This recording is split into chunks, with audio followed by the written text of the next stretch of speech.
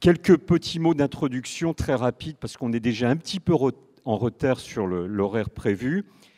À la question qui est posée pour ce premier atelier, Israël-Palestine, la paix est-elle encore possible?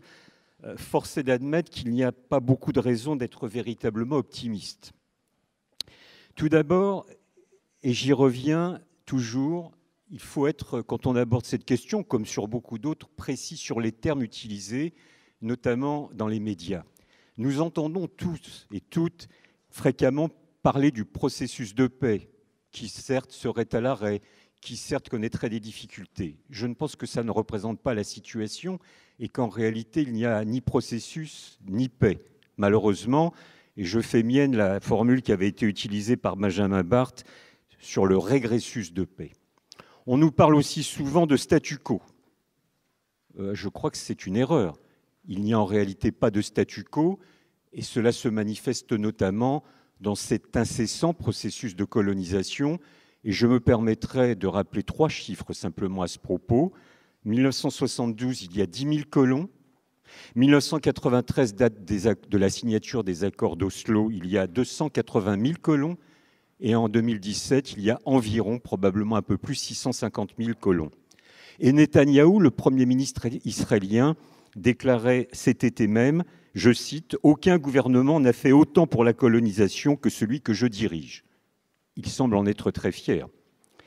Peut-être plus grave aussi, mais je crois que c'est une question qui sera abordée dans cet atelier. Il y a un paramètre nouveau, parce que nous parlons souvent de colonisation, mais peut-être désormais faut-il aussi parler d'annexion, avec une loi qui a été votée au mois de février dernier.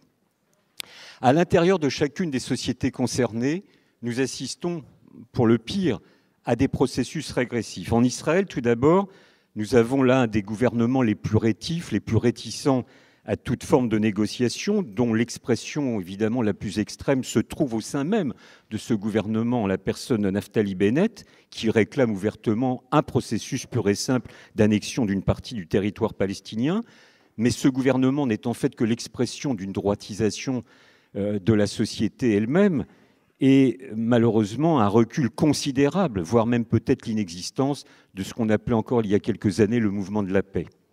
Au sein des territoires palestiniens, pour d'autres raisons, et il n'y a évidemment aucune symétrie, nous assistons là aussi à un blocage complet, à une sorte, comment dirais-je, d'enquistage bureaucratique qui est lié, qui est en rapport à la situation d'occupation, qui est aussi bien sûr en rapport avec la division maintenue entre l'autorité palestinienne et la bande de Gaza, entre le Fatah et le Hamas, même si, et je pense que là aussi nos orateurs en parleront, évoqueront cette question, il semble, mais je reste infiniment prudent, qu'il y ait depuis quelques semaines et au cours des dernières heures, quelques éléments positifs de rapprochement entre l'autorité palestinienne et le Hamas, mais là encore, il est peut-être trop tôt pour être véritablement optimiste. Donc nous sommes dans une situation d'impuissance totale et je crois que les propositions israéliennes, les préconisations israéliennes de négociations bilatérales, d'un tête-à-tête avec les Palestiniens sont bien évidemment tout à fait inopérantes, non seulement au vu de l'asymétrie qui existe entre d'un côté les Israéliens et de l'autre côté les Palestiniens, mais aussi au vu de la stratégie d'évitement permanent, systématique des Israéliens, du gouvernement israélien, qui bien sûr est encouragé par le sentiment d'impunité. Enfin, et dernière chose, et vous me pardonnerez la rapidité du propos, c'est qu'au niveau international, eh bien, il n'y a pas beaucoup de lueur d'espoir non plus, à ce jour, puisque nous savons l'incapacité de l'ONU à faire appliquer les résolutions qu'elle a elle-même votées. Nous savons et nous nous rappelons des efforts de certains gouvernements au niveau international. Et pour mémoire, pour ne pas remonter trop dans l'histoire, rappelons-nous les efforts incontestables qui avaient été déployés par John Kerry en 2013-2014, qui malheureusement se sont avérés vains. Rappelons-nous aussi l'initiative française de conférences internationales qui, même si de mon point de vue elle était mal conçue dès le départ, avait au moins le mérite d'exister et qui a quand même permis de rassembler au mois de janvier de cette année même 75 États et organisations internationales, mais en vain à ce stade. Donc, la grande question qui va se poser cet après-midi, c'est quelles sont les pistes que nous pouvons mettre en avant, mettre en exergue pour tenter enfin de parvenir à cette paix. Enfin et dernière chose, quels peuvent être les liens, les connexions entre les initiatives prises par des États et le mouvement des sociétés civiles, et je pense là tout notamment à la campagne BDS, qui, on le sait, et ça a été déclaré par des dirigeants israéliens, est pour eux une préoccupation.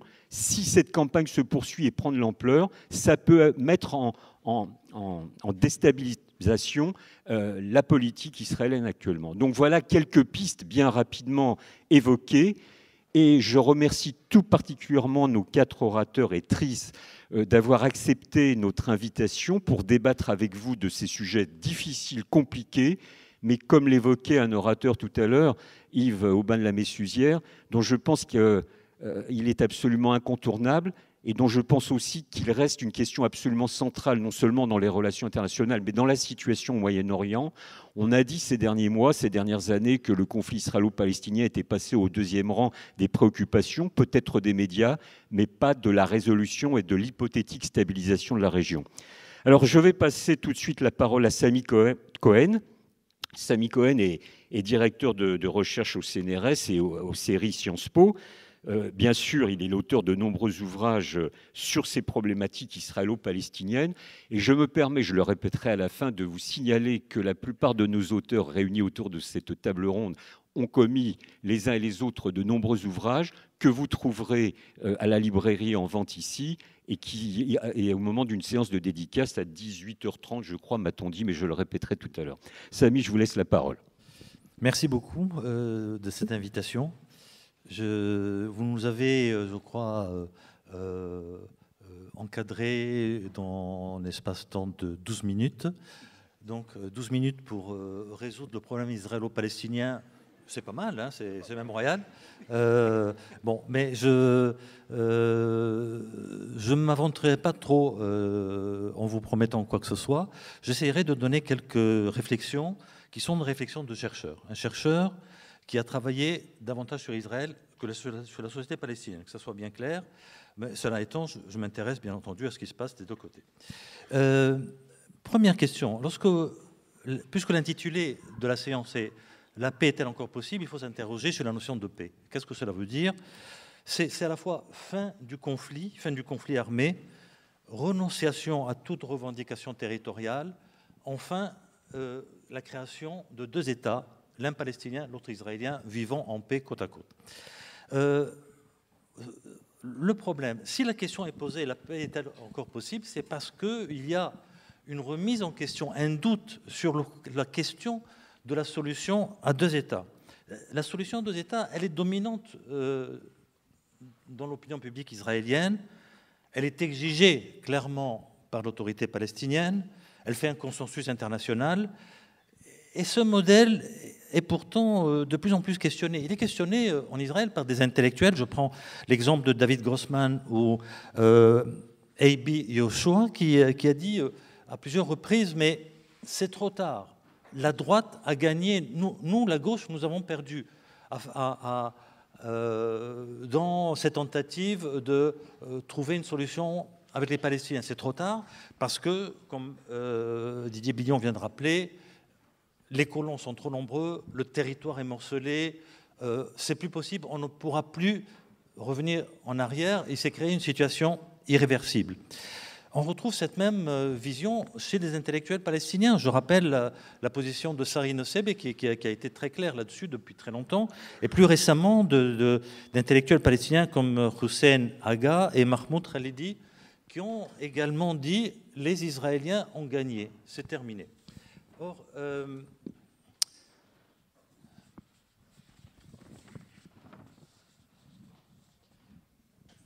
ce qui est intéressant, c'est qu'à partir de ce constat, le regard s'est porté vers d'autres solutions éventuelles. Quelle solution ? D'abord, la solution de l'État binational. Qu'est-ce que cela veut dire ? On ne le sait pas effectivement très bien, ça n'a jamais fonctionné en tous les cas dans cet espace-là.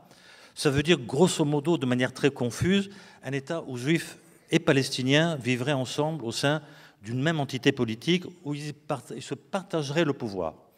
Deuxième option, celle de la confédération.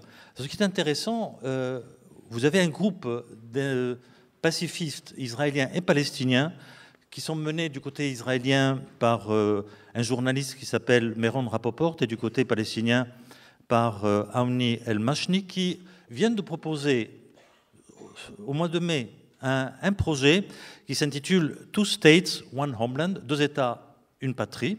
Alors c'est quoi exactement? C'est pour eux une confédération de 2 États souverains et indépendants.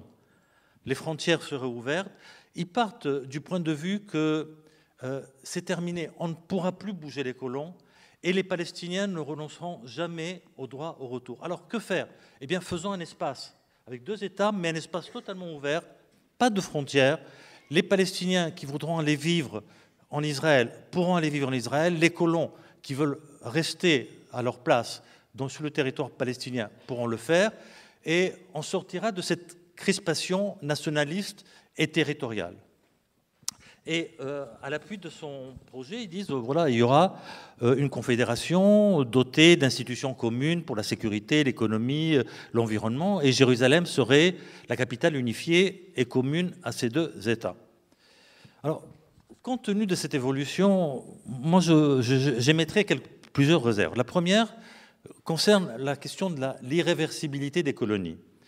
Il est évident qu'on ne bougera plus ces colons par la force. On ne peut plus revenir sur le scénario de Gaza du désengagement de 2005, où il y avait somme toute 7500 colons, ce qui n'a pas été chose facile d'ailleurs, mais avec 400 000 colons, c'est déjà un peu plus compliqué, et je pense que ce scénario-là ne se reproduira pas. Par contre, il y a d'autres scénarios.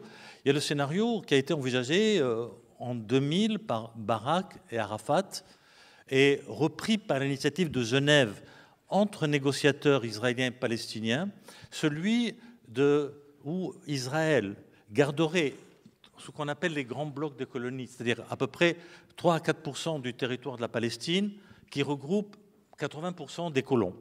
Et en échange, l'État palestinien obtiendrait un territoire équivalent qui serait pris sur le territoire israélien. Je dirais que l'opinion publique israélienne elle-même maintient son soutien à la solution à 2 États et refuse l'État binational. Le problème est fondamental et crucial, je ne sais pas si il faut être là-bas vraiment pour se rendre compte, c'est le manque de confiance envers les Palestiniens. Ce manque de confiance, il ne date pas d'hier, il ne date pas de Netanyahou. Il remonte dès le début du processus d'Oslo, à partir du moment où Arafat et Rabin avaient signé les accords de la Maison-Blanche. Ensuite, à partir de 1994, le Hamas et le djihad islamique lancent une série d'attentats suicides. Et vous voyez à peu près de manière régulière tous les sondages d'opinion. Il y a un sondage qui s'intitule le Peace Index et qui mesure l'état de l'opinion régulièrement, tous les mois.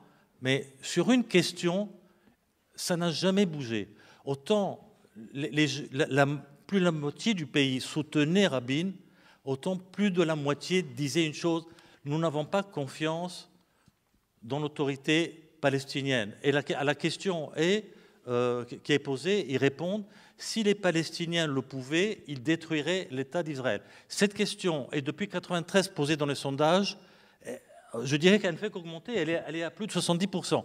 Voilà, c'est une donnée de fait qu'il faut prendre en considération. Le projet Two States, One Homeland. Un projet sympathique, éminemment sympathique, assez utopique, il faut le dire.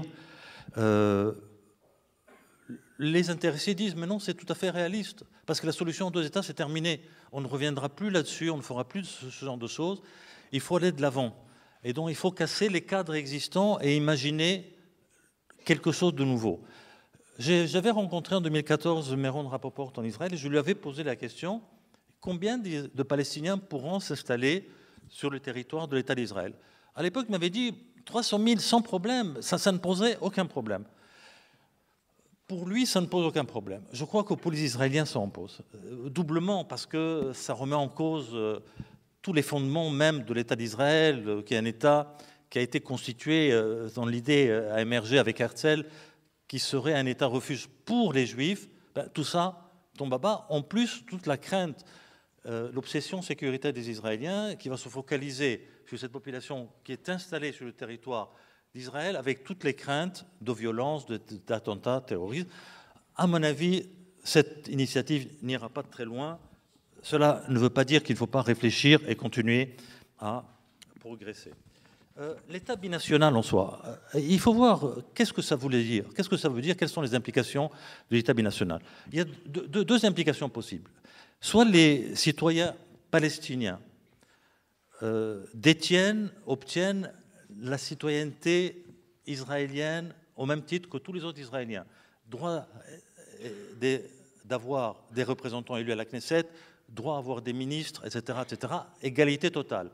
Auquel cas, on a, au terme de 20 ou 30 ans, une situation de renversement démographique où les Juifs qui voulaient être majoritaires dans leur État seront minoritaires dans cet ensemble-là. Il ne faut pas oublier qu'aujourd'hui, la situation, si je ne me trompe, elle est 60%, 40%. 60% de Juifs qui habitent entre le Jourdain et la mer, 40% de Palestiniens, y compris les Arabes palestiniens qui vivent en Israël, sont 40%.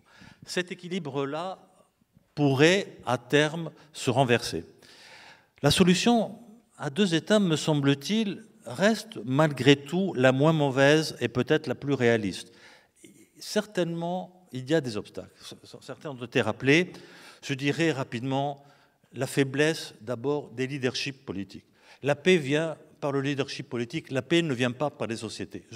J'ai beaucoup travaillé sur les camps de la paix et je suis convaincu, il n'y a jamais eu de mouvement de paix dans le monde qui a apporté la paix. Ce sont les dirigeants qui sont seuls capables de signer des traités de paix, de prendre cette responsabilité globale pour leur État, pour leur nation. Or, on constate une faiblesse des deux côtés. Du côté israélien, Netanyahou, c'est tout sauf un leader fort. C'est un leader faible, en fait. Faible parce qu'il dépend de sa coalition, qui n'est pas toujours prête à le suivre. Faible parce qu'il y a les pressions des colons. Il faut dire qu'il n'arrête pas de loucher en direction de cet électorat pour essayer de se faire réélire une 5e fois. Je dirais aussi qu'il y a une continuité entre le Parti travailliste de Golda Meir de 67, 68, des années 70, de l'époque de Moshe Dayan jusqu'à aujourd'hui. Il y a une perception de la stratégie qui fait conclure à beaucoup de dirigeants que mieux vaut les territoires sans la paix que la paix sans les territoires. Lorsqu'on posait la question à Moshe Dayan à l'époque, lorsque on essayait de progresser et de faire quelque chose quand il était encore possible, il disait « Je préfère Sharm el-Sheikh à la paix que la paix sans Sharm el-Sheikh ». Cet état d'esprit n'a pas changé. Du côté de Mahmoud Abbas, 2 minutes ? 1 minute. Bon, alors je vais essayer très vite. Je crois que du côté de Mahmoud Abbas, on y reviendra peut-être avec d'autres des invités. Il y a aussi un problème de leadership, certainement. Il y a l'extrémisme, deuxième obstacle, l'extrémisme des deux côtés. Des extrémistes qui se sont arrogés quasiment un droit de veto sur toute progression. On le voit des deux côtés. Il y a la peur de la paix. Les Israéliens ont plus peur de la paix que de la guerre, parce que la guerre, ils savent ce que c'est. Ils l'ont expérimenté, ils savent qu'ils ont une armée forte, mais la paix, oh là là, la paix, c'est quelque chose. C'est l'inconnu, c'est le saut dans l'inconnu, c'est le Hamas dans les territoires occupés qui va tirer sur Tel Aviv, etc. C'est épouvantable. C'est une perception des choses qui est vraiment très lancinante et épouvantable. Bon, les pressions internationales, qu'est-ce qu'elles peuvent faire? À mon avis, pas grand-chose. Je pense que les deux côtés ont une capacité de résistance, palestinien et israélien, de résistance aux pressions internationales qui est négligeable, qui n'est pas négligeable, pardon. Je dirais par ailleurs qu'il serait vain d'essayer de les mettre à genoux, parce que la paix, ne se fait pas de cette manière-là. La paix se fait par une adhésion claire, franche et massive de deux côtés. Alors, il y a 2 points pour terminer. D'abord, la paix par les dirigeants, ce n'est pas suffisant. Il faut réconcilier les peuples. Et c'est vraiment fondamental. L'un complète l'autre. Et vous avez des... Comment faire? Vous avez des ONG, sur lesquelles je ne reviendrai pas, je ne détaillerai pas, mais vous avez des ONG de paix israélo-palestiniennes, des 2 côtés de la ligne verte, plusieurs ONG qui réfléchissent en termes de réconciliation, en se disant il faut reconnaître d'abord ce qui fait mal à l'autre. Donc ce sont les Israéliens qui reconnaissent qu'il faut parler de la Nakba, quelque chose qui est très douloureux chez les Israéliens, parce qu'il ne faut surtout pas revenir sur les événements de 48, mais eux, oui, ils reviennent sur les événements de 48. Il faut discuter de ça, non pas parce qu'il faut accepter le retour massif des réfugiés, mais parce que le premier pas de la réconciliation, c'est reconnaître la douleur de l'autre. Et les Palestiniens font la même chose avec la Shoah, c'est reconnaître que les Juifs ont subi un traumatisme et qu'ils vivent en fonction de cette grille de lecture. Bon, voilà, il faut que je termine, parce que voilà. Je l'ai certainement déjà dépassé. Il reste 2 points. Le problème très difficile, un, des réfugiés. Et le deuxième, je dirais que... je citerai Mahmoud Darwish qui disait « je suis pessimiste ». Certainement, la situation n'est pas très optimiste.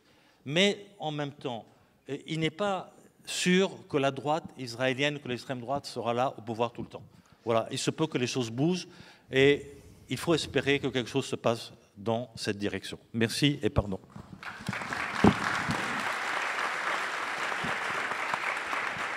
Je ne pouvais quand même pas couper une citation de Mahmoud Darwish. Alain, je te laisse la parole tout de suite. Alain Dikoff, donc, qui est le directeur du CERI, le Centre d'études et de recherche internationale, lui aussi spécialiste de la région, lui aussi plus spécialiste de la société israélienne, mais qui a aussi concentré une partie de ses réflexions au cours des dernières années sur les nouveaux aspects des nationalismes contemporains. Alain, je te laisse la parole. Merci beaucoup et merci pour votre invitation. Alors en effet, c'est un thème qui revient régulièrement au devant de la scène, c'est-à-dire la question de la paix possible ou de la paix impossible, en l'occurrence. Évidemment, Didier Billon a eu raison de planter le décor en disant qu'on était plutôt dans une phase où il faudrait être à bien des égards un peu fou pour croire que la paix soit possible. Et je pense qu'en effet, on est dans une impasse qui n'est pas nouvelle, mais qui, à mon sens, est là pour durer. Alors, dans le temps qui m'est imparti, je vais évidemment pas pouvoir aborder tous les aspects, mais je voudrais mettre l'accent sur certains points. Le premier point, en rebondissant un petit peu sur ce que Samy vient de dire, sur la question, en fait, quelle solution ?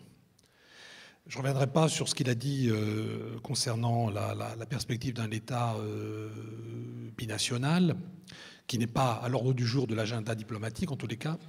Mais je voudrais dire quelques mots sur la question de la solution à 2 États. En fait, je crois que ce qui est paradoxal dans la situation que l'on vit depuis maintenant une bonne quinzaine d'années, en réalité, c'est que, et ça, en réalité, c'est positif, le consensus diplomatique international sur la solution à 2 États n'a jamais été aussi fort. Les Israéliens, les Palestiniens, alors pas tous, ni d'un bord ni de l'autre, mais disons grosso modo les gouvernements israéliens et l'autorité palestinienne, donc l'OLP, mais pas le Hamas en l'occurrence, ont accepté la solution à 2 États. Cette solution a été acceptée depuis longtemps, a été même proposée à bien des égards par l'Union européenne dès les années 1980. Elle a été ensuite acceptée par la plupart des grands États du monde, y compris les États-Unis, la Russie bien évidemment, la Chine. Elle a aussi été acceptée par le monde arabe. Et donc, et par la plupart des États du monde, il y a quelques exceptions. L'exception évidemment la plus connue, c'est l'Iran, mais c'est vraiment en fait une exception. Donc ça, c'est un point qui me paraît quand même important de souligner, c'est que diplomatiquement, cette solution à 2 États bénéficie d'un très fort consensus international. que ce soit des acteurs régionaux ou des acteurs en dehors de la région. Le problème, c'est qu'il y a un écart, et qui n'a fait malheureusement que s'approfondir depuis une quinzaine d'années, entre ce consensus qui a été réitéré par un ensemble de textes officiels, y compris par une résolution de l'ONU il y a quelques années. Donc il y a un écart entre ce consensus et la réalité sur le terrain. La réalité sur le terrain, c'est évidemment une réalité qui, quelque part, fait douter de la possibilité de réaliser la solution à deux États. La réalité sur le terrain, elle a été évidemment énormément transformée en 50 ans, puisque la guerre des 6 jours date de 1967. Donc ça fait 50 ans d'occupation israélienne. Cette occupation a évidemment eu des effets, en particulier l'effet le plus notable, c'est bien évidemment le fait que Israël est transféré à un certain nombre de ses ressortissants du côté de la Cisjordanie et de Jérusalem-Est, pour arriver à un chiffre qui est en effet à peu près aujourd'hui de 600 000, si on inclut tout le monde, à peu près 400 000 en Cisjordanie et le reste à Jérusalem-Est. En Cisjordanie, ces colons sont répartis sur 127 implantations officielles et à peu près une centaine de ce qu'on appelle des outposts, c'est-à-dire des implantations dites illégales au regard du droit israélien lui-même, c'est-à-dire qu'ils n'ont pas eu l'autorisation au départ du gouvernement israélien, même si certaines de ces implantations sont ex post, parfois validées par le gouvernement. Donc ça, évidemment, ça a eu des effets, parce que ça aussi, ça veut dire des confiscations de terres publiques, de terres privées, construction aussi de tout un ensemble de routes qui, évidemment, ont très grande partie changé quand même, je dirais presque la géographie, non seulement physique, mais humaine de la Cisjordanie. En même temps, il faut aussi dire une chose parce que je pense que quand on analyse une réalité complexe, et celle-là est particulièrement complexe, tout ce que je viens de dire, évidemment, est vrai, mais il faut aussi voir que du côté de la société palestinienne, cette société palestinienne n'est pas non plus restée inerte. Et en particulier au niveau démographique, je n'ai plus le chiffre en tête maintenant, mais en 1967, les Palestiniens étaient à peu près 3 fois moins nombreux qu'aujourd'hui. Donc le point aussi important, c'est que dans le fond, oui, il y a eu le développement de la colonisation juive en Cisjordanie et à Jérusalem, mais en même temps, démographiquement, la société palestinienne, elle a continué à s'étendre aussi. Donc le point important à retenir de là, si vous voulez, c'est que quelque part, ce que moi j'appelle la bataille, en particulier démographique, continue à avoir lieu.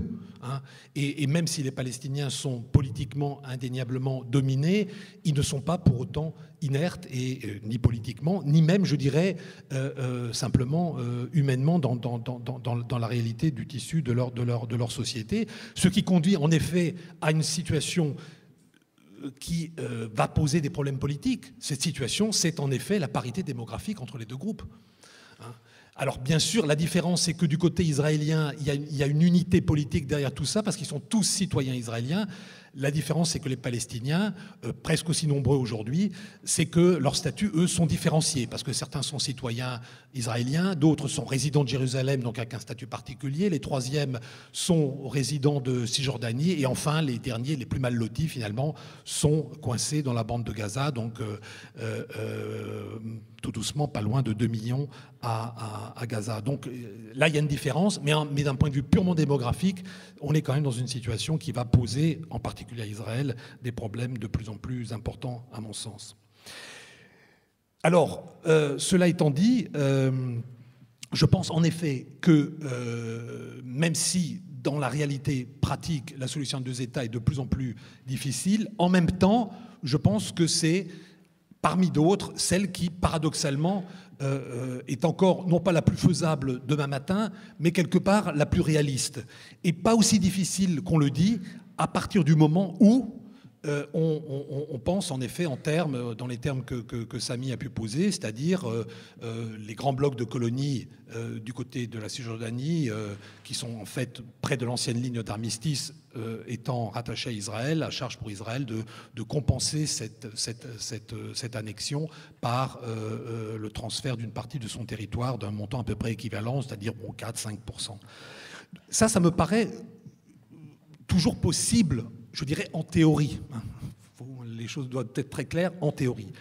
Mais bien sûr, le cœur du problème, c'est l'absence de volonté politique. C'est l'absence de volonté politique du côté israélien pour commencer, parce que le gouvernement actuel et ses alliés, même s'ils continuent officiellement à adhérer à la solution des deux États, en réalité n'est pas véritablement prêt à la mettre en œuvre. Et donc, évidemment, cette absence de volonté politique rend impossible toute avancée sérieuse sur ce scénario, je dirais, encore une fois, théorique. Il me semble aussi qu'il y a un obstacle qui est du côté israélien plus profond et qui, de ce point de vue-là, n'est pas très encourageant. Cet obstacle le plus profond, c'est que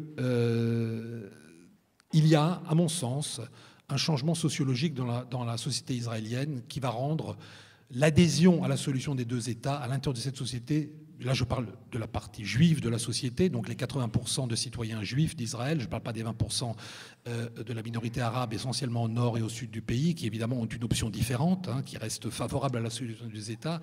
Mais à l'intérieur de la majorité juive en Israël, il me semble assez clair aujourd'hui qu'il y a un mouvement sociologique qui fait que ça va être de plus en plus compliqué, et d'ailleurs on en a la preuve depuis 15 ans, pour la gauche, ou pour ce qu'il en reste, de remporter les élections.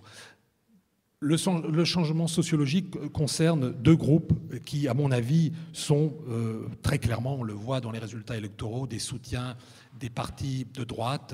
Je dis de droite, pas seulement le Likoud, mais même des partis plus à droite. Le premier, c'est la consolidation. C'est un phénomène ancien qui date depuis 1977, mais dont on voit quand même la réalité s'imposer, de ce qu'on appelait dans les années 70 le second Israël, c'est-à-dire l'Israël constitué des Juifs venant des pays d'islam, que ce soit le Maghreb, l'Irak, la Syrie, le Yémen, etc. Ces Juifs ont voté à partir de 1977 pour la droite, et ils continuent, même après le passage des générations, à voter pour la droite. C'est une question d'identité, c'est pas une question politique finalement, c'est une question d'identité. Ils considèrent que la gauche a représenté l'élite qui les a, dans le fond, mal accueillis, qui a contribué à une déculturation de leur groupe, qui les a quelque part marginalisés, ce qui est vrai, au moins pour une partie d'entre eux, parce que là aussi, il ne faudrait pas globaliser, il faudrait rentrer dans le détail, mais je n'ai pas le temps ici. Mais c'est vrai pour une partie d'entre eux, et il est clair qu'ils continuent à avoir une rancœur très forte contre la gauche, quelles que soient les contorsions que la gauche fait pour essayer de les séduire, et ce groupe vote massivement pour les partis de droite, ou même pour des partis religieux de droite. Je dirais un mot sur ce vers la fin de ma présentation. Ça, c'est le premier point. Je suis déjà à la fin. Oh là là, le temps passe vite. Mais je vais quand même essayer de dire la deuxième chose. Pour le deuxième groupe, déjà, le deuxième groupe, c'est les Juifs, ou d'ailleurs ceux qui n'étaient pas nécessairement juifs, mais qui ont pu bénéficier de la loi du retour, qui sont venus de l'ancienne Union soviétique, qui sont presque 1 million aujourd'hui. Là aussi, très clairement, c'est un groupe qui, à l'exception de l'année 92, qui était tout à fait particulière, a toujours voté et vote de plus en plus à droite. C'est un groupe qui, lui, n'est pas religieux, qui n'a pas de dimension religieuse forte, mais qui est clairement nationaliste. Et ça, ces deux groupes donnent, à mon avis, une assise extrêmement forte à la droite et expliquent assez largement, à mon avis, la difficulté actuelle de la gauche de gagner, de remporter les élections, de pouvoir renverser un petit peu la dynamique. J'aurais évidemment d'autres choses à dire que je n'aurai pas le temps de dire, mais peut-être que les questions me le permettront. Pour simplement, vraiment en guise de conclusion, je pense qu'une des raisons, et c'est un peu en lien avec ce que je viens de dire, qui rend aussi la situation beaucoup plus difficile, c'est la montée de ce que j'appelle la politisation de la religion. Et ça, c'est quelque chose qui touche aussi bien la partie israélienne que la partie, évidemment, palestinienne avec le Hamas. Et cette politisation de la religion rend là aussi, évidemment, la solution politique beaucoup plus difficile, voire impossible.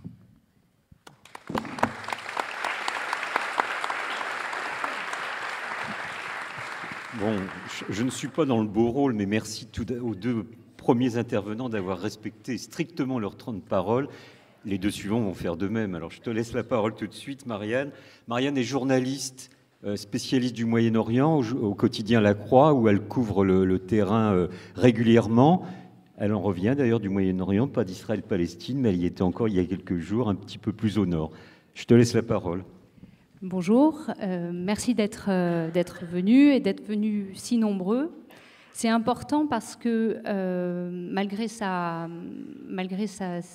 longévité, le conflit israélo-palestinien n'a rien perdu de son intensité. Il y a de nouveaux nœuds qui se sont noués au Moyen-Orient ces dernières années. Je pense notamment à Daesh, qui est un nœud avec une dimension fortement spectaculaire qui peut un peu éclipser le conflit israélo-palestinien de la scène médiatique. Et je fais mon mea culpa en tant que journaliste. Mais c'est d'ailleurs pourquoi j'étais au Moyen-Orient, en Irak la semaine dernière. Mais c'est d'autant plus regrettable que votre présence souligne qu'il y a encore un intérêt fort, une envie de comprendre le conflit israélo-palestinien, voire de trouver des solutions. Alors pour ma part, je vais m'attacher à décrire la situation en Cisjordanie et à Gaza pour essayer de comprendre quel est l'état d'esprit des Palestiniens en toute modestie, essayer de comprendre l'état d'esprit des Palestiniens aujourd'hui et essayer de comprendre quelles sont leurs priorités et de voir si la paix fait vraiment partie de leurs priorités. D'abord, je vais dresser un rapide tableau de la situation socio-économique parce qu'elle joue un rôle, à mon avis, très important dans l'état d'esprit des Palestiniens. Donc il faut rappeler que, brièvement, comme Alain Dikoff se posait la question, que la population de la Cisjordanie et de Gaza, c'est à peu près 4,5 millions d'habitants, dont 1,8 million à Gaza, sur 360 km², ce qui représente une densité humaine extrêmement importante. Lorsque vous regardez une carte de la Cisjordanie, ce qui frappe, c'est l'extrême morcellement du territoire, donc qui est dû aux colonies dont on a rappelé le grand nombre et le nombre croissant. Et les métaphores sont variables pour décrire ce morcellement. On parle de peau de léopard, on parle de gruyère, on parle de mitage. Ce sont des images qui révèlent la grande singularité de ce territoire. Et c'est une singularité qui a un coût économique très fort pour les Palestiniens, que la CNUSED, donc la Commission des Nations Unies pour le commerce et le développement, mesure chaque année. Et ces derniers chiffres qui ont été publiés mi-septembre, tout récemment, le montrent encore. Puisqu'on a 18% de chômage en Cisjordanie, 42% à Gaza, ça fait une moyenne de 26%, donc qui est une moyenne bien élevée à la moyenne régionale au Moyen-Orient, qui est déjà elle-même élevée.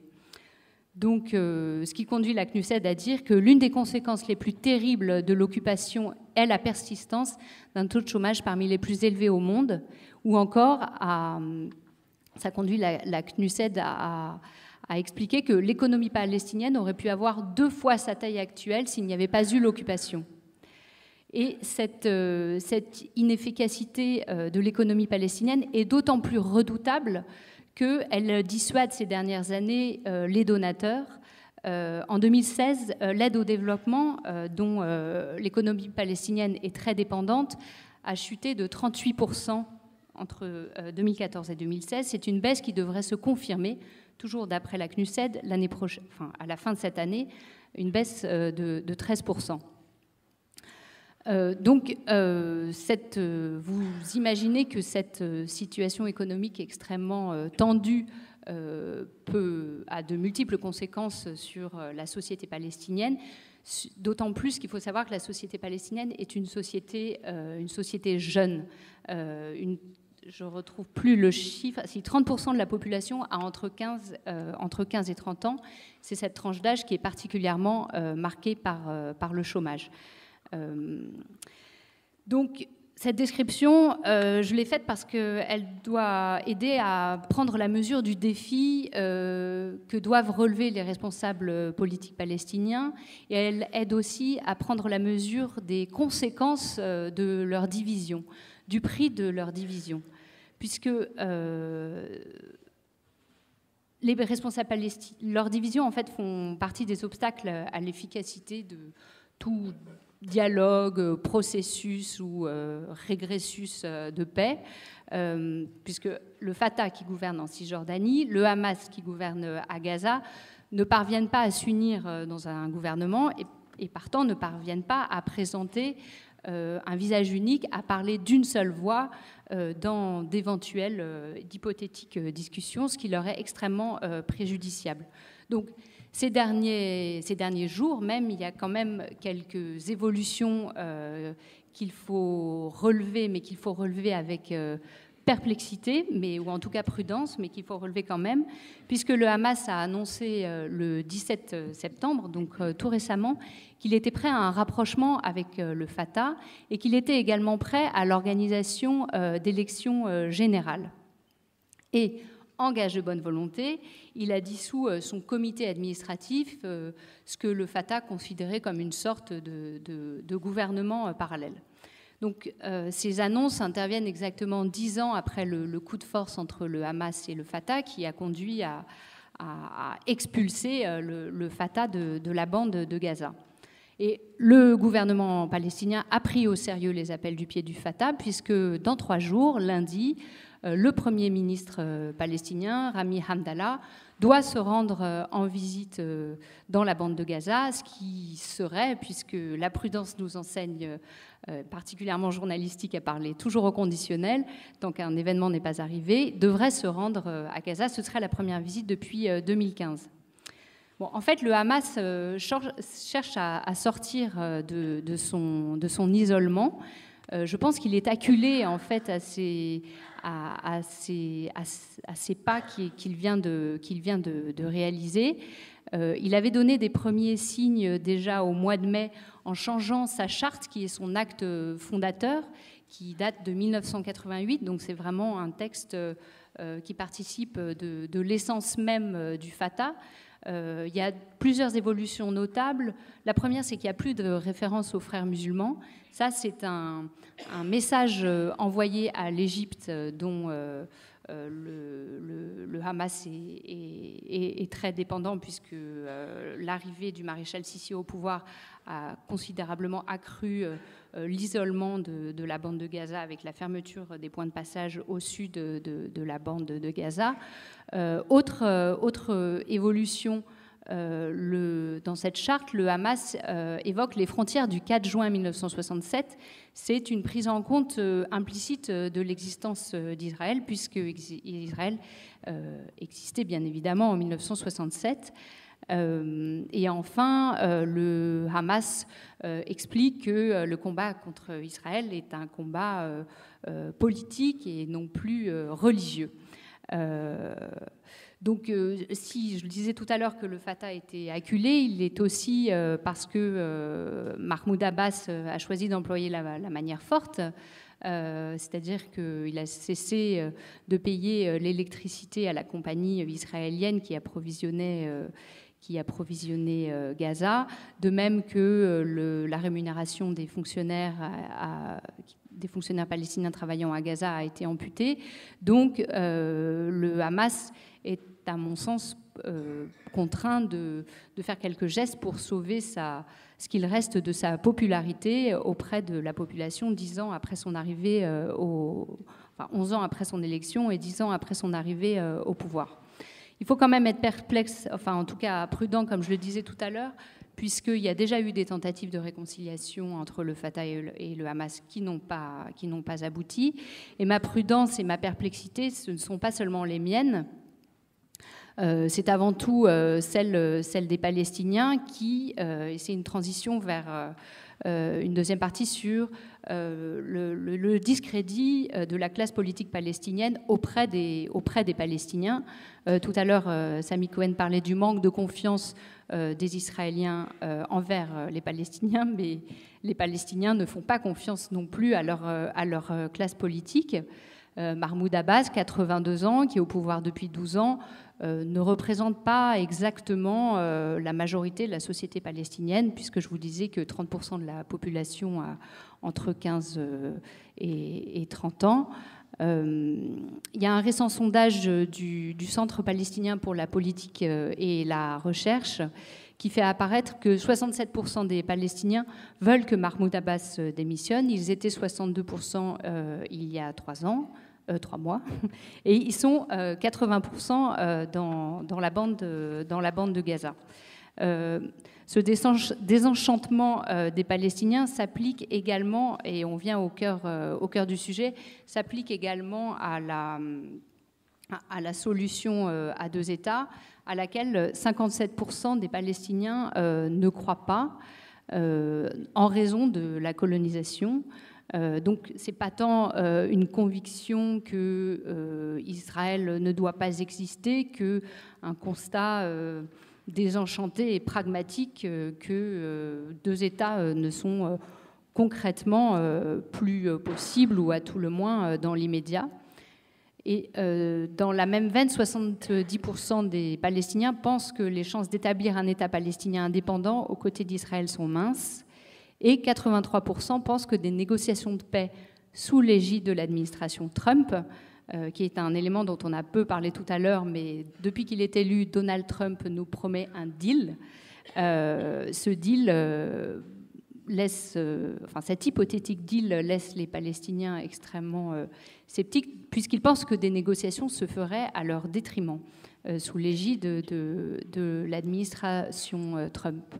Donc ce désabus, ce désenchantement se traduit ces 2 dernières années par des situations par des actes de violence plutôt individuels, puisqu'on a une société, ou en tout cas une jeunesse palestinienne qui se dépolitise. Et il y a encore eu un exemple cette semaine, mardi, d'un acte de violence individuelle. Un Palestinien armé d'un pistolet a tué trois Israéliens à l'entrée d'une colonie. Voilà, je suis peut-être même en avance, mais voilà donc l'état d'esprit, ou en tout cas ce qu'on peut dire de l'état d'esprit des Palestiniens à distance. Et je pense que ce sont ces attentes et ces frustrations et ces difficultés qu'il faudrait prendre en compte dans si un processus de paix ou si des discussions, si hypothétiques soient-elles aujourd'hui, devaient démarrer.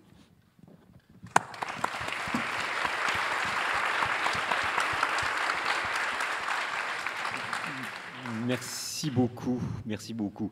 Alors, dernier intervenant dans ces propos liminaires, Dominique Vidal, qui est historien, qui est journaliste, qui a travaillé très longtemps à la direction du Monde diplomatique et qui lui aussi a commis de nombreux ouvrages sur la région, dont un que je recommande toujours à mes étudiants, Les 100 clés du Proche-Orient. C'est incontournable pour prendre connaissance. Avec Alain Grèche. Avec Alain Grèche, absolument, n'oublions pas Alain. Je te laisse la parole, Dominique. Merci, oui. Comme tu viens de le rappeler, ça fait presque 40 ans que je travaille sur ce conflit. Et je ne me souviens pas d'une situation d'impasse aussi bloquée que celle-là. Alors évidemment, c'est une impasse qui n'a pas d'explication monocausale. On a bien vu qu'il y en avait plusieurs. Mais je voudrais souligner la responsabilité, à mes yeux, principale, qui revient à la droite et à l'extrême droite israéliennes, qui sont engagées dans un processus de radicalisation, notamment depuis les élections de 2015. Il ne s'agit plus seulement, comme ça a été dit, de l'accélération de la colonisation. Je signale au passage que le quotidien Haaretz, depuis le printemps, avance le chiffre de 700 000, Cisjordanie et Jérusalem, à plusieurs reprises. Mais il s'agit aujourd'hui de l'hypothèse avancée de manière tout à fait ouverte de l'annexion de la Cisjordanie. La loi qui a été votée le 6 février 2017, elle a permis, en théorie, j'y reviendrai, l'annexion de 4000 logements dans une cinquantaine d'avant-postes, ces colonies illégales même du point de vue israélien, mais elle ouvre par son texte même la possibilité d'une annexion globale de la zone C, voire même de la Cisjordanie. Alors c'est vrai que pour l'instant, cette loi, elle est gelée par la Cour suprême. Mais ce gouvernement est en train de remettre en cause la composition et le statut de la Cour suprême. Et surtout, celui qui a été le père de cette loi, Naftali Bennett, le chef du parti Foyer Juif, qui est doublement ministre, lui n'a absolument pas renoncé à son objectif. Je recite cette phrase parce qu'elle est d'une clarté, j'allais dire, biblique. « Nous devons donner nos vies pour l'annexion de la Cisjordanie. » Alors qu'on ne se méprenne pas, Benjamin Netanyahou pense sans doute la même chose que son jeune allié et rival. Sauf que Netanyahou est plus expérimenté et qu'il sait que sur la scène internationale, quand Israël affirme de manière ouverte sa radicalisation, c'est pas bon pour lui, ça produit de l'isolement. Donc il a une autre vision de la manière de traiter les choses. Au fond, on pourrait dire, pour résumer, que l'extrême droite israélienne tente un double putsch. Un putsch contre le Premier ministre, sur la tête duquel descend chaque jour un peu plus l'épée des scandales. Il est vraiment en danger maintenant, Netanyahou. Et un putsch contre la communauté internationale qui est coupable d'avoir organisé la résolution du 23 décembre 2016 condamnant la colonisation avec l'abstention américaine et la conférence que tu rappelais, Didier, à Paris en janvier. Si cette loi, en tout cas, du 6 février 2017, devait être finalement entérinée, ce serait un tournant historique. Ce serait le passage officiel de la Cisjordanie sous la souveraineté israélienne, qui donc enterrerait définitivement la perspective des deux États au profit d'un seul État. Et Mahmoud Abbas, qui a beaucoup de défauts, mais qui a une qualité qui est la prudence, dans son discours à l'Assemblée générale, il vient de prendre acte que cette proposition-là était sur la table, celle d'un seul État. Il a dit, je cite, « Nous n'aurons d'autre choix que de continuer le combat et d'exiger de pleins droits égaux pour tous les habitants de la Palestine historique. » C'est-à-dire qu'on se met dans cette perspective-là. Et il dit, « Ce n'est pas une menace, mais un avertissement face aux réalités créées par les politiques israéliennes qui minent gravement la solution à deux États. » Parce qu'évidemment, on peut être partisan d'un seul État. Moi, je ne jette pas l'anathème, mais il faut bien savoir qu'est-ce qu'on fait des Palestiniens qui seraient annexés avec leurs terres. Et si on ne leur donne pas les droits, et notamment les droits politiques, alors c'est l'apartheid. Et c'est une position, je veux le dire ici, qui est commune à l'ensemble, ou presque, des dirigeants de la droite et de l'extrême droite israélienne. Il n'est pas question d'imaginer donner aux Palestiniens annexés des droits politiques égaux à ceux des citoyens juifs. Et pour cause, parce que la bombe démographique dont il a été fait état déjà, elle a explosé. Ça n'est plus du futur. Le Bureau central palestinien des statistiques estime qu'en 2017, cette année, les Palestiniens sont aussi nombreux que les Juifs en Israël-Palestine, avec 6,58 millions d'âmes de chaque côté, sans tenir compte de la diaspora de quelques 5 millions de Palestiniens réfugiés à l'étranger. Voilà pourquoi les hommes au pouvoir à Tel Aviv, les hommes et les femmes au pouvoir à Tel Aviv, sont unanimes à préférer un système d'apartheid à un État binational démocratique, à quelques voix près, dont une qu'il faut mentionner, puisqu'il s'agit de celle du président de l'État d'Israël, Reuven Rivlin, qui est un homme de droite, et qui a rappelé, après les discours de Naftali Bennett, je cite, « Appliquer la souveraineté à une zone donne la citoyenneté à ceux qui y vivent. Il n'y a pas de loi différente pour les Israéliens et pour les non-Israéliens. » Malheureusement, sur ce point, et je serais peut-être un tout petit peu plus pessimiste que Sami Cohen, Rivlin apparaît très isolé parmi ses concitoyens.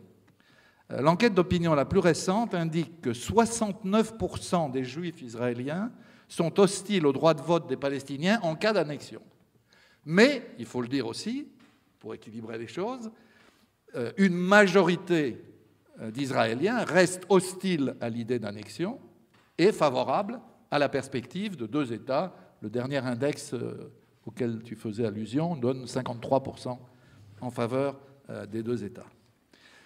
Mais quand on fouille un peu plus, parce que les sondages c'est trompeur en Israël comme chez nous, on voit que dès qu'on touche à la question la plus aiguë, qui est celle des rapports entre juifs et arabes en Israël et en Palestine, alors on voit combien l'opinion israélienne s'est droitisée.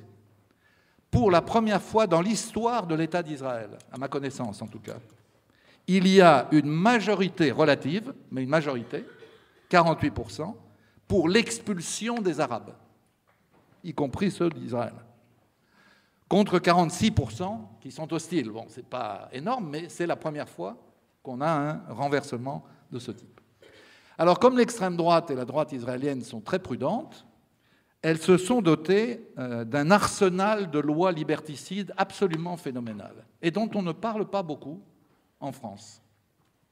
Loi boycott 2011, qui interdit tout appel au boycott d'une personne en raison de ses liens avec Israël ou de régions sous le contrôle d'Israël, donc des colonies, en clair. Loi Nakba, 2011 aussi, qui sanctionne financièrement la commémoration de l'expulsion des 800 000 Palestiniens en 1948. Loi ségrégation, 2011 aussi, qui prévoit la création de comités d'admission pour décider si une ou des personnes venant s'installer dans une localité ou une cité, un moshav, un kibbutz, etc., sont ou non, je cite, convenables. Alors évidemment, ça laisse une marge d'appréciation. Loi sur les ONG 2016, qui oblige les ONG à déclarer les subventions en provenance de gouvernements étrangers si elles représentent plus de la moitié de leur budget. Loi d'exclusion 2016, écoutez bien, c'est unique au monde. Elle permet à 90 députés sur 120 d'expulser du Parlement les députés qu'ils veulent. Loi BDS 2016 autorise Israël à refouler à ses frontières les personnes ou les représentants d'entreprises, de fondations, d'associations appelant au boycott d'Israël. Loi Breaking the Silence 2017, votée en première lecture pour l'instant, elle interdit à l'association qui dénonce les violences de l'armée dans les territoires occupés d'intervenir dans les établissements d'enseignement. Ils ne peuvent plus y aller. Et enfin, la loi en débat toujours, elle est votée en première lecture pour l'instant, sur l'État juif, qui prévoit, en contradiction avec la déclaration d'indépendance, de manière ouverte, qu'Israël devient l'État-nation du peuple juif et non plus un État juif et démocratique. Le démocratique a disparu et l'État-nation s'est étendu à l'ensemble du peuple juif. Nous sommes quelques-uns à cette table qui pourraient être considérés comme citoyens de cet État-nation, même s'ils ne l'ont pas demandé. Alors, évidemment, je le dis pour que ce soit clair, Israël n'est pas devenu, du fait de ses lois, un État fasciste, mais les atteintes aux libertés que ces lois comportent sont des atteintes graves, et il n'y a pas que des lois qui pourraient rester lettre morte, il y a aussi les déclarations, les actions d'un certain nombre de personnalités. Et il n'y a pas que Naftali Bennett. On parle peu de cette femme qui pourtant incarne la violence de l'extrême droite israélienne aujourd'hui, qui est ministre de la Justice, qui s'appelle Ayelet Shaked, et qui brigue d'ailleurs le poste de Premier ministre. Voilà ce qu'elle avait posté sur sa page Facebook au moment de la guerre de Gaza. Ça n'est pas d'elle, c'est d'un propagandiste d'extrême droite, mais enfin elle l'avait publié, sans commentaire négatif. Il citait l'ensemble du peuple palestinien ennemi d'Israël, ce qui expliquait qu'il faille sa destruction, y compris ses vieillards, ses femmes, ses villes et ses villages, ses propriétés et ses infrastructures. On peut difficilement avoir la naïveté de penser qu'il sera facile de négocier un accord de paix avec ces gens-là. Juste un mot à propos de BDS, puisque tu en as parlé tout à l'heure. Souvent, quand on dit BDS, on pense à la campagne militante de boycott, bien sûr. Mais on pense aussi, ou il faut penser aussi, à tous ces fonds de pension, ces grandes entreprises, ces grandes banques qui se retirent d'Israël ou des territoires occupés. Par exemple, en France, Veolia et Orange se sont retirés de leur partenariat avec le tramway et avec la compagnie téléphonique Partner. Ça n'est pas du tout accessoire. Les dates de votre supermarché, c'est sûrement accessoire. Mais là, d'après Yair Lapid, qui était l'ancien ministre des Finances, Israël pourrait perdre jusqu'à 2 milliards de dollars par an du fait de la campagne BDS, ce qui explique les mesures prises par les dirigeants israéliens contre cette campagne. Juste un mot, si tu me permets. Un des objectifs de la campagne des dirigeants israéliens, c'était la criminalisation de la campagne BDS.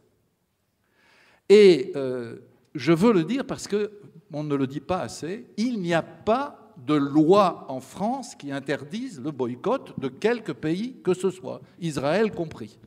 Il y a un jugement de la Cour de cassation qui considère que l'action d'un certain nombre de militants de BDS, de Colmar en l'occurrence, sauf que les avocats de ces militants ont fait appel à la Cour européenne des droits de l'homme qui peut retoquer la décision de la Cour de cassation française.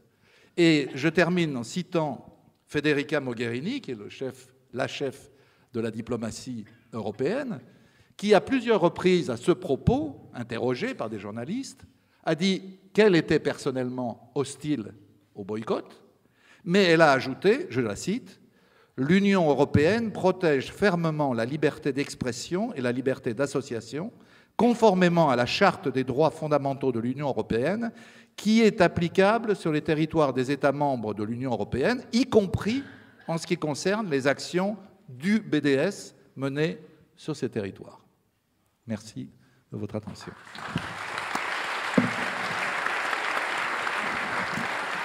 Bien, merci aux 4 orateurs. Je pense qu'ils ont posé, dans le temps imparti, nombre de questions, nombre de problèmes. Alors, je pense que des micro-baladeurs vont circuler, j'espère, et je vais prendre tout de suite des questions, puisque nous avons à peu près 25 minutes devant nous, uniquement, seulement. Mais on va faire avec. Alors, monsieur, alors voilà, un micro arrive juste derrière vous. Je vous demanderai d'être bref, s'il vous plaît, de vous présenter. Merci. Il est allumé. Bonjour, Pierre Leparoux. On a beaucoup parlé de la question un seul État, 2 États. Il est clair qu'aujourd'hui, enfin pour moi, la question d'un seul État est une question dépassée. Celle de 2 États ou autre est une belle utopie. Pardon, l'inverse. 2 États, ça me semble dépassé. Un État, c'est une belle utopie, mais qui est loin. Et tout cela ne nous donne pas forcément des clés pour l'avenir. Alors, les clés, de quoi elles relèvent? Il s'agit effectivement de permettre aux Palestiniens de recouvrer leurs droits, droits politiques, droits contre fin de l'occupation, etc., et aux Israéliens de vivre en sécurité. Mais quelle est la cause de l'insécurité d'Israël? La première cause de la sécurité d'Israël, c'est sa propre politique. Et donc, pour obtenir ces deux résultats, il faut faire sortir les protagonistes de ce face-à-face bilatéral. Et M. Cohen a dit que les Israéliens et que les 2 peuples étaient hermétiques aux pressions internationales. Je ne le crois pas. Je pense qu'en 1991, c'est M. Bush, père, qui a imposé à Israël de venir à la table des négociations qui ont abouti au processus d'Oslo, dont on peut dire beaucoup de bien et beaucoup de mal, mais n'empêche qu'il y a des moyens de faire pression. Et parmi les moyens de faire pression, le BDS que Dominique Vidal a évoqué est un moyen pour nous. Et ce BDS, il est un triptyque. Boycott des investissements, mais la troisième partie du triptyque, c'est les sanctions. Et ça doit aboutir à des sanctions qui relèvent des États. Or, la France, qui a organisé une conférence cette année, a les mains liées tant qu'elle ne distingue pas l'oppresseur et l'opprimé, le colonisateur et le colonisé. Et en voulant plaire aux deux parties, ne réussit pas à aboutir. Donc pour nous, il est important d'aboutir au troisième terme de BDS. Merci. Merci à vous. C'est plus une intervention qu'une question, mais qui veut la parole? On va peut-être prendre 2-3 interventions. Ah, tu veux? Non. Non, attends, on va en prendre 2-3 parce que moi, je veux bien poser une question là. Dans le cas de la solution à deux États. Je ne vois pas qui parle. Ici. Ah, bonjour monsieur, présentez-vous s'il vous plaît. Marc Grangien. Je vous pose la question de savoir est-ce qu'il est possible d'envisager un État palestinien qui n'a pas de continuité territoriale, c'est-à-dire qui serait coupé en deux et qui ne serait pas relié à la bande de Gaza directement à partir de la Cisjordanie pour donner un port à la Cisjordanie, un accès à la Méditerranée et faire autre chose de la Cisjordanie qu'une prison à ciel ouvert. Est-ce qu'on peut envisager une paix? Est-ce qu'elle est encore possible si on n'en arrive pas à cette continuité territoriale? Merci. Allez, une dernière question pour cette première vague. Là en bas sur ma droite, sur la gauche de la salle donc.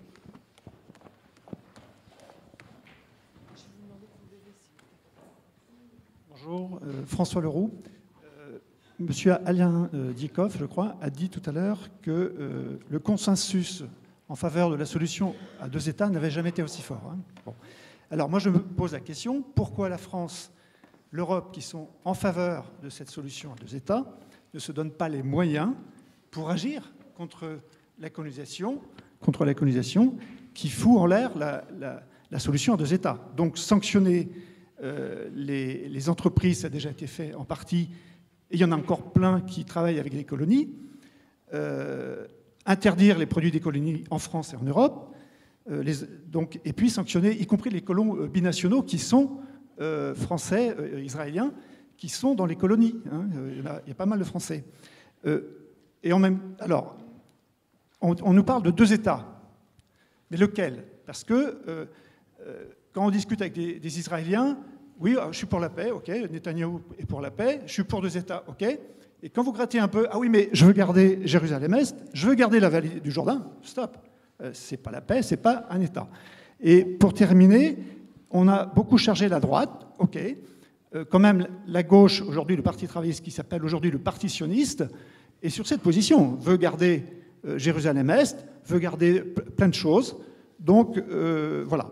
Et pour terminer, je rappelle qu'un jeune Français, avocat franco-palestinien de Jérusalem-Est, à qui on interdit, qui est en prison, en détention administrative pour 6 mois.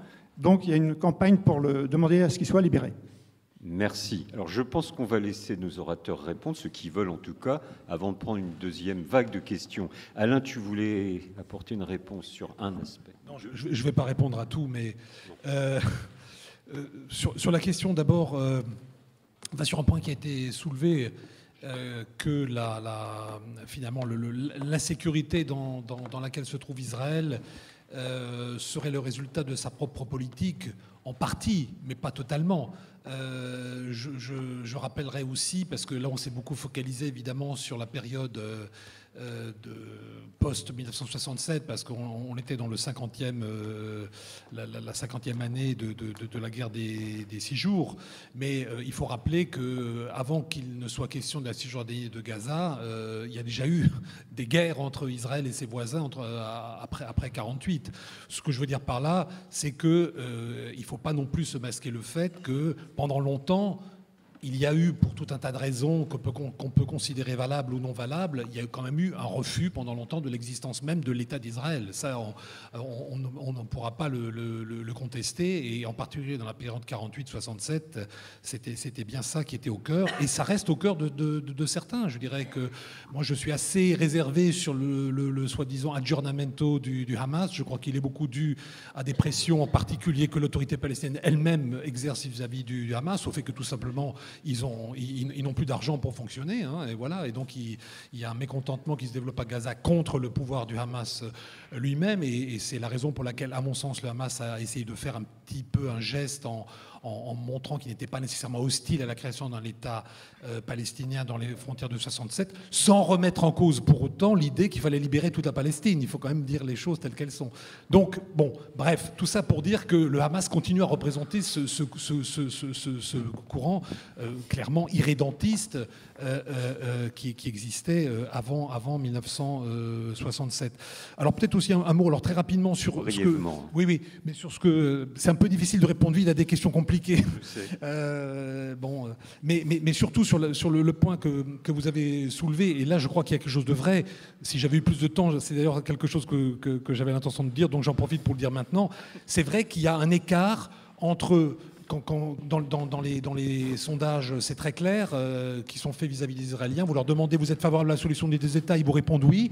Mais ensuite, quand vous rentrez dans le détail, vous vous rendez compte que, évidemment, la solution qu'ils présentent ne sera jamais acceptable pour des Palestiniens, même les plus modérés. Parce qu'en effet, si vous voulez la solution, mais en même temps, vous voulez garder Jérusalem, vous voulez garder le contrôle de la vallée du Jourdain pour des raisons de sécurité, etc., bah oui, là, évidemment, ça fait que c'est une drôle de solution à deux États qui, quelque part, ne contient pas le minimum d'équité nécessaire pour une vraie solution.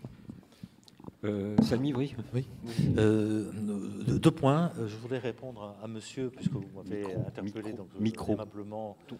Samy. Vous m'avez interpellé aimablement, je vous réponds. En 91, les pressions de Bush ont conduit, non pas à Oslo, mais ont conduit à la conférence de Madrid, qui n'a servi à strictement rien. Lorsque le Premier ministre de l'époque, qui était du Likoud, y est allé, il savait très bien qu'il n'allait faire aucune concession, il n'en est rien sorti. Ça n'a pas conduit à Oslo, pas du tout. Oslo est un processus qui a démarré en 92. Je crois que Rabin s'est très bien rendu compte, suite à cette longue intifada, qui était une intifada qui n'a rien à voir avec celle d'aujourd'hui, qui était une intifada populaire, que ce mouvement ne pouvait pas être arrêté, qu'il fallait en sortir, et le meilleur moyen d'en sortir, c'est nouer une négociation avec l'OLP pour en sortir par l'eau. Le deuxième point, rapidement, on a discuté beaucoup de BDS, j'imagine que ça reviendra. Pour aller souvent en Israël et vivant en France, je me demande si le BDS n'est pas un énorme épouvantail. Tout simplement parce que, au fond, la majorité des États partenaires d'Israël, tous les alliés d'Israël, européens, américains, la France, soutiennent tous Israël tout en essayant de faire pression sur elle pour qu'elle avance et qu'elle retourne aux négociations. Mais le soutien, il est là. La France soutient, la diplomatie française, les présidents, ils soutiennent, je veux dire, les dégâts que peuvent faire les BDS, moi je crois que c'est très minime. Le Premier ministre et certains ministres, le Premier ministre en particulier, agite cet épouvantail pour une raison très simple. C'est une manière très efficace pour lui de mobiliser les Israéliens sur le thème de la peur, de l'insécurité, le monde est contre nous. Il fait la même chose avec l'Iran, la menace iranienne. Moi, j'y crois pas du tout, la menace iranienne. J'ai travaillé sur cette question auprès même des principaux stratèges israéliens. Ils n'y croient pas. Mais le Premier ministre utilise, c'est un langage de la droite, c'est mobilisant la population autour des thèmes, la sécurité, le patriotisme. Je pense que ça relève de cette même logique. Merci. Dominique ? Deux choses aussi, rapidement. La première, un État, deux États, c'était le grand jeu, entre guillemets, des militants pro-palestiniens depuis des décennies, parce que c'est pas de ça qu'on parle. C'est pas de ça qu'on parle. On parle d'une situation nouvelle où la solution à deux États est bloquée, et visiblement elle l'est durablement. Je ne crois pas que les idées de deal de Trump aillent dans ce sens. On verra. Pour l'instant, on n'en sait rien. Mais surtout, la question de l'annexion est posée. C'est ça que j'ai essayé de dire. Ce n'est pas là une discussion à Paris ou à Nantes ou ailleurs. C'est la réalité d'une nouvelle position politique qui n'est pas encore celle du Premier ministre, israélien, mais qui est celle d'une partie de la droite et de l'extrême droite. Donc on ne peut pas ne pas prendre au sérieux cette question et la débattre. Deuxièmement, sur BDS, pour discuter un peu avec Samy, la question, à mon avis personnel, n'est pas BDS. La question, c'est est-ce que nous croyons, nous, en ce début du XXIe siècle, que les opinions publiques ont un rôle à jouer dans les grands conflits internationaux. Et moi, je suis persuadé, du haut de ma petite expérience personnelle, la guerre du Vietnam, enfin, je veux dire, on a quand même l'Afrique du Sud, je crois que l'opinion publique, quand elle sait s'exprimer, ça peut peser, ça peut jouer un rôle. Sinon, on ne comprendrait pas que non seulement Netanyahou en parle comme une menace stratégique, mais qu'aussi on dépense beaucoup, beaucoup de millions de shekels pour organiser la bataille contre BDS. Ça, c'est pas moi qui l'invente. Je veux dire, tous les jours dans Haaretz, on nous raconte les mesures prises pour contrer BDS. Et je vous assure que les partenaires, ça pour avoir enquêté sur le sujet de Veolia et d'Orange, ils l'ont senti passer. C'est-à-dire c'était un précédent venant de la France qui était un précédent extrêmement grave du point de vue de la droite israélienne. Quoi. Marianne. Oui, alors j'ai peut-être pas assez insisté sur la prudence nécessaire sur les nuances récemment apportées par le Hamas dans sa charte. Effectivement, il faut rappeler que le Hamas est lui-même un mouvement divisé, qui a des modérés, c'est difficile à dire pour le Hamas, mais en tout cas, il y a des durs et des moins durs, et que la révision de cette charte, c'est le résultat de 2 ans de discussion, donc c'est bien la preuve que il a été très difficile d'aboutir à ce résultat, et c'est quelque chose de très fragile.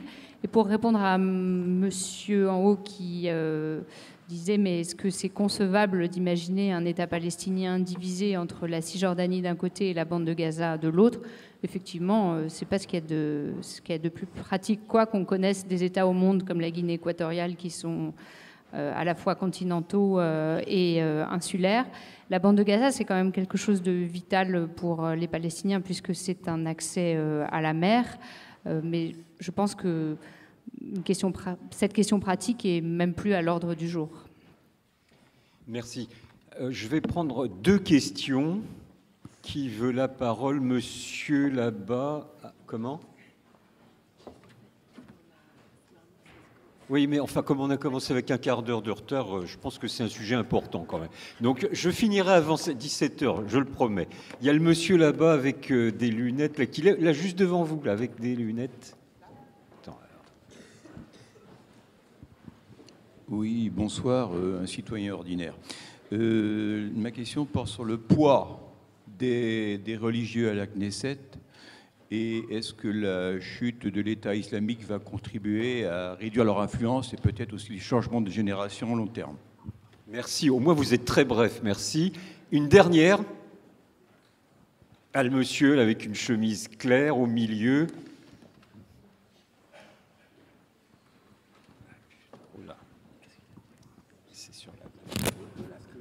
Encore plus bref. Quel est l'effet de l'encerclement du chiisme d'Israël? Est-ce qu'Israël ne pourrait pas être obligé de changer de politique?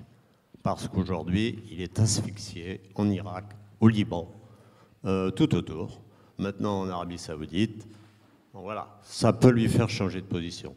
Je ne sais pas, je pense que M. Cohen a fait une étude là-dessus sur l'Iran. Je l'appelle le chiisme. Mais bon. Bien. Alors, je vais laisser, dans ma grande générosité proverbiale, 1 minute, 1 minute 30 à chacun pour répondre à ces 2 questions, mais surtout aussi pour conclure. Alors, on va reprendre le même ordre. Samy. D'accord. Ça sera très bref, j'en suis désolé. Je ne suis pas sûr d'avoir compris la dernière question. Moi non plus. Moi non plus. Non, le son est très mauvais. De politique par rapport au chiisme. D'accord. Écoutez, donc 1 minute et demie. C'est déjà pas mal. Non, sur 2 points, je ne suis pas sûr de pouvoir répondre à toutes vos questions. Je voudrais revenir sur 2 points qui ont été évoqués. À mon avis, une question importante de Dominique Vidal. Est-ce que les opinions publiques ont-elles un rôle à jouer dans ce conflit? Je dirais que oui. Est-ce qu'elles jouent un rôle? Je dirais que non, clairement non. Si le conflit israélo-palestinien passionné dans les années 60-70. Aujourd'hui, on est dans une période où les opinions publiques sont fatiguées de ce conflit. Ça fait plus de 70 ans qu'il dure. Si vous voyez, par exemple, les chiffres de vente des numéros spéciaux de la presse sur le conflit israélo-palestinien, des livres qui paraissent sur la question des Israélo-Palestiniens, les éditeurs vous disent tous... ils hésitent à publier des livres sur le conflit israélo-palestinien parce que ça ne se vend pas. Voilà, ça c'est un fait. Est-ce que je veux que ça joue? Oui, je veux. Est-ce que ça joue vraiment? Malheureusement, on n'est pas dans cette direction. Un dernier point, sur les risques donc, que Dominique Vidal a évoqué d'annexion. Je ne suis pas sûr que ce risque est si grand parce que le coût à payer sera tellement fort pour la droite. Je ne suis pas sûr que mais je pense qu'il y a un phénomène qu'on ne voit pas tellement et qui est une annexion, je dirais, une annexion des esprits. Ce n'est pas une annexion du terrain. C'est que les gens en Israël se sont habitués au fait qu'il n'y a pas 2 espaces. Il y a un seul espace. La ligne verte qui constituait la frontière séparant la Cisjordanie d'Israël a disparu des cartes. Les écoliers n'en ont pas entendu parler. Vous avez toute une jeunesse qui fait comme si le nationalisme palestinien, les aspirations du peuple palestinien, c'est quelque chose qui est extrêmement éloigné d'eux. Et ça, c'est un vrai danger. Alain. Alors, je vais répondre à une question et en même temps, ce sera ma conclusion. Alors, la question à laquelle je vais répondre, c'est la question du poids des religieux. Comme je le disais, alors vraiment très rapidement à la fin de mon introduction, je pense que pour moi, le phénomène qui n'est pas très rassurant, mais je crois qu'il faut regarder la réalité en face, c'est en effet la montée de ce que j'appelle le nationalisme religieux. Et c'est une montée qui est attestée aussi bien du côté israélien que du côté palestinien. Les idéologies séculières qui étaient celles portées beaucoup par la gauche en Israël, le parti travailliste du temps de sa splendeur dans les années 60 et 70, le nationalisme palestinien, bon, évidemment, laïcisant, disons, du Fatah, ont été sur le reflux pour tout un tas de raisons que je n'ai pas le temps d'expliquer, que les forces montantes aujourd'hui sont celles du nationalisme religieux, que ce sont des forces qui sont dans une opposition frontale, où il n'y a pas de compromis possible. Et en ce sens-là, oui, je dirais que clairement, la perspective d'une solution de paix aujourd'hui est plus éloignée qu'elle ne l'a été depuis bien longtemps, en tous les cas par rapport à l'espoir qui pouvait exister dans les années 1990. Je crois qu'il y a eu une question sur un lien entre la chute de Daesh et la baisse du poids des religieux, c'est bien ça, à la Knesset? Moi, je ne crois pas à la chute de Daesh. Effectivement, territorialement, Daesh perd incontestablement du terrain, mais c'est certainement pas la fin du terrorisme islamiste. Et parallèlement, je pense qu'il n'y a pas vraiment de corrélation entre le poids des religieux à la Knesset et le terrorisme islamiste au-delà d'Israël et de la Cisjordanie. Il n'a pas fallu attendre Al-Qaïda ou Daesh pour voir les religieux détenir un certain poids. Oui, très rapidement aussi. Moi, je suis absolument convaincu, mais c'est une philosophie, ce n'est pas un débat sur le conflit aujourd'hui, du poids des opinions. Parce que le poids, qu'il s'agisse du conflit israélo-palestinien ou d'autres, le poids n'est pas seulement le poids sur les parties actives dans le conflit, c'est aussi le poids sur notre propre gouvernement. Nous, on ne sait rien de ce que pense Emmanuel Macron sur le conflit israélo-palestinien parce qu'il n'en a quasiment rien dit. Mais en tout cas, ce que je sais, c'est qu'il peut être sensible ou non à la manifestation de l'opinion. Et je suis entièrement d'accord que la passion pour Israël-Palestine est une passion du passé. Aujourd'hui, on est plus dans le regard sur un conflit dont on sait que non seulement il est central à beaucoup d'égards, mais surtout qu'il alimente énormément de phénomènes nationalistes, djihadistes. Quand on va au bout du bout du bout de la question pourquoi ces jeunes font ce qu'ils font, les djihadistes français par exemple, on trouve quelque part la Palestine, toujours, ou quasiment toujours. Donc on ne peut pas être indifférent au fait que l'opinion puisse s'exprimer. Après, il y a la manière de faire, chacun est libre de faire comme il l'entend.